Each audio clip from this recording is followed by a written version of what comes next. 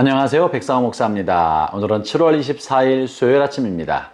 오늘도 변함없이 하나님의 말씀과 함께 하루를 살아가는 여러분 모두에게 좋으신 하나님의 크시는 총이 종일토록 함께 하시기를 바랍니다. 오늘 주신 하나님의 말씀은 예레미야서 37장 1절부터 10절까지의 말씀인데요. 오늘 본문은 이제 유다의 마지막 왕 시드기야 왕이 등극한 이후에 생긴 일을 다루고 있습니다. 시드기야 왕은 어떻게 등극했나? 오늘 본문 1절을 한번 읽어보죠. 요시아의 아들 시드기야가 여호야김의 아들 고니야의 뒤를 이어 왕이 되었으니 이는 바벨론의 느부갓네살 왕이 그를 유다 땅의 왕으로 삼음이었더라.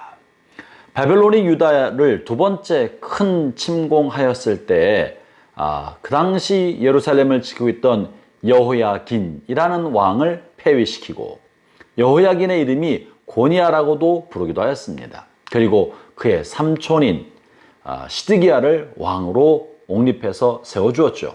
그리고는 이스라엘, 유다 땅이죠. 유다를 속국으로 삼은 것입니다.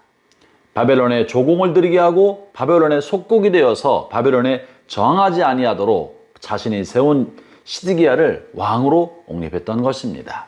그리고 예레미야를 통해서 오랜 세월 동안 하나님은 유다 왕실을 향하여 느부갓네살 왕 그리고 바벨론의 침공이 있을 것이며 그들에게 저항하지 말고 그들의 침공은 이스라엘 백성과 유다 백성 그리고 왕실의 죄악에 관한 하나님의 심판이니 이것을 받아들이라고 경고해 오지 않았습니까? 그런데 시드기야 왕이 이것을 받아들이지 않고 또 저항했던 것입니다. 본문 2절에 그렇게 말합니다. 그와 그의 신하와 그의 땅 백성이 여호와께서 선지자 예레미야 하신 말씀을 듣지 아니하니라.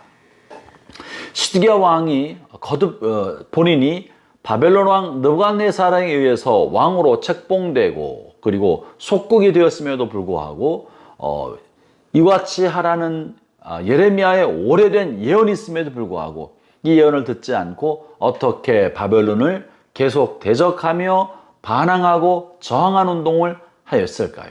오늘 본문에 중요한 힌트가 나와 있는데요. 3절부터 5절의 말씀이 그러한 내용입니다. 제가 3절, 5절을 다시 읽어보죠. 시드기야 왕이 셀레마의 아들 여후갈과 마하세의 아들 제사장 스바냐를 선지자 예레미야에게 보내 청하되 너는 우리를 위하여 우리 하나님 여호와께 기도하라 하였으니 그때 예레미야가 갇혀있지 아니하였으므로 백성 가운데 출입하는 중이었더라. 바로의 군대가 애굽에서 나오매 예루살렘을 에워쌌던 갈대아인이 그 소문을 듣고 예루살렘에서 떠났더라. 본문은 시드기야가 갈대아 사람, 다시 말하면 바벨론 제국이 계속 저항했던 것에 대한 두 가지 이유를 말합니다. 하나는 그들은 하나님께서 시온성을 지켜주실 것이라는 그런 낙관적 믿음. 그래서 우리가 하나님 앞에 엎드려 기도하고 하나님을 붙들고 있으면 하나님께서 그들을 보호하실 거라고 생각했습니다. 여러분, 이것은 결코 잘못된 것이 아닙니다. 하나님을 우리가 의지하고 하나님을 전적으로 믿고 따르면 하나님은 뜻을 돌이키셔서 우리를 돌보시고 보호하며 회복시켜 주실 것입니다. 그런데 그렇게 하려면 중요한 전제가 있습니다. 그것은 지난날의 죄를 회개하고 오늘 짓고 있는 반복적 죄를 다 떠나보내고 거룩함과 정결함을 얻고 하나님으로부터 회개하심을 받아 회개에 합당한 열매를 맺는 것입니다. 그런데 유다 왕국과 유다 왕실은 하나님 앞에 회개하지 않고 잘못된 것을 돌이키지 않고 회개 합당한 열매를 맺지도 않으면서 낙관적 기대로 기도만 하여서 선지자의 기도를 통하여 하나님께 원하는 것을 받아내려고 했던 것입니다. 형제자매 여러분, 하나님의 뜻 앞에 순종하고 하나님의 뜻을 따르는 것 없이 하나님의 음성과 그 뜻을 두려운 마음으로 받아들이는 것 없이 하나님 앞에 기도만 하는 것은 하나님을 경외하는 것이 아니라 하나님을 이용하는 것입니다. 하나님의 말씀에 대한 순종 없이 드리는 기도는 가증스러운 것입니다. 아쉬울 때만 하나님을 찾는 것은 하나님을 이용의 대상으로 삼는 것이죠. 그러므로 지금 시드기야는 하나님을 섬기며 하나님 앞에 돌이켜 회개했다기보다는 아쉬울 때, 어려울 때 하나님을 이용하려 했던 것이고, 또 회개하지 않는 기도로 하나님을 욕보이는 것과 다를 바가 없었던 것입니다. 또 한 가지 시드기야가 이렇게 바벨론에 관한 저항을 계속했던 이유 중에 하나는 당시 전통적인 강호였던 애굽의 도움을 기대했기 때문에 그랬습니다. 바벨론은 당시 사람들에게는 야만인이었습니다. 아주 못된 이방인이었습니다. 우상 숭배를 하고 있었던 먼 야만인이었었는데, 이 야만족인 바벨론이 강대국을 이루어서 침략해 들어왔으니 이 야만족에게 복종하고 따를 수가 없었던 것입니다. 반면에 애굽은 그들이 그 전에 그곳에서 노예가 되었다가 빠져나온 적이 있었고, 그리고 오랜 세월 동안 애굽으로부터 도움을 얻어왔기 때문에 유대 백성들에게 애굽은 친근감 있는 이방이요, 옆에 있는 강대국이었던 것입니다. 그래서 이왕이면 의지할 바에는 우리가 잘 알고 있는 친근했던 전통 강호 애굽을 의지하지, 야만족이고 멀리 있는 바벨론을 의지하지 않겠다는 거죠. 여러분이요, 이런 선입견, 이런 편견이 하나님의 뜻을 받아들이는데 방해가 되었던 것입니다. 하나님은 언제나 새로운 역사를 하시는 분입니다.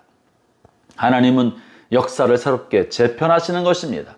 애굽을 쓰셨을 때가 있고, 또 바벨론을 쓰셨을 때가 있고, 또 아시리아를 쓰실 때도 있으셨던 것입니다. 이제 아시리아를 패망시키고 애굽을 또한 패망시키시고자 계획하고 계시고, 바벨론을 통하여 하나님이 근동아시아를 다스리도록 하나님이 느부갓네살을 세웠는데, 이런 역사를 경영하는 하나님의 경륜을 깨닫지 못하고 익숙한 대로 익숙한 판단을 하였기 때문에 이들은 애굽의 군대가 침공에 들어와서 바벨론 군대를 몰아내는 잠깐의 승리에 우쭐해서 이것이 오만이 돼서 바벨론을 떠나 애굽을 붙드는 어리석음을 범했던 것이죠. 잠깐의 승리, 이것이 그들의 있는 선입견을 더욱더 곤고하게 만드는 어리석음이 되었던 것입니다. 형제자매 여러분, 여러분의 삶은 어떻습니까? 이것이 하나님의 뜻이 아님에도 불구하고 잠깐 얻은 잠시의 승리나 전통적으로 늘 익숙하게 해왔던 것에 대한 기대로 변화를 원하는 하나님의 음성을 분별하지 못하고 고집스럽게 자기 뜻대로 살고 있지는 않습니까? 형제자매 여러분, 여러분의 삶의 자리에서 오늘 또 겸손하게 하나님의 뜻이 무엇인가 들읍시다. 나의 선입견, 익숙한 것을 고집하지 않고 하나님이여 무엇을 하기를 원하십니까? 날마다 하나님 앞에 물으면서 우리를 새롭게 인도하시는 그 새로운 하나님을 늘 경외하며 살아가는 하루가 되기를 바랍니다. 기도하겠습니다. 하나님 아버지 감사합니다. 우리는 익숙한 것에 머무르려 하고 예전에 했던 방식, 예전의 승리의 공식, 성공의 방정식을 그저 따르려는 경향이 있습니다. 하나님의 역사는 움직이고 있고 앞으로 가고 있는데 우리는 과거에 머물러 있는 것은 아닌지 모르겠습니다. 오늘 하루 시작하면서 하나님이 무엇을 하고 계시는지 하나님의 손길에 우리의 마음이 가게 하시고 하나님의 뜻에 우리의 생각이 흘러가게 하여 주옵소서. 하나님을 나의 원하는 것을 이루어주는 이용의 대상으로 여기지 않고 하나님을 나의 의지를 굴복시켜 섬기고 복종해야 할 경외의 대상으로 여길 수 있게 하여 주옵소서. 예수님 이름으로 기도합니다. 아멘.